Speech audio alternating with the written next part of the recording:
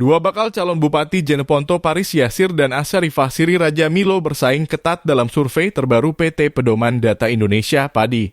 Dalam survei yang dirilis beberapa waktu lalu, Paris masih memimpin dengan elektabilitas 24,8%, disusul Asyarifah Siri yang menempel ketat dengan elektabilitas 21,2%. Dua bakal calon Bupati Jeneponto terkuat ini hanya terpaut 3,6%.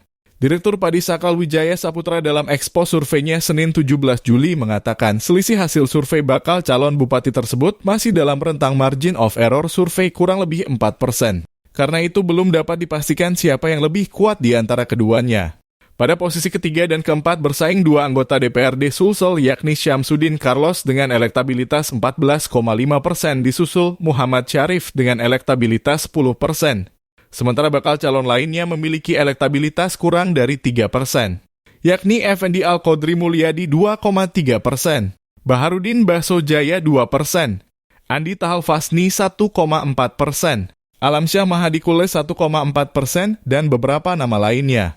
Adapun jumlah responden yang belum menentukan pilihan sebesar 18,4%. Heru Fajar TV dan Fajar Radio melaporkan. Terima kasih telah menonton. Jangan lupa subscribe, like, and share. Saksikan terus informasi terbaru dengan menekan tombol lonceng hanya di channel Fajar TV.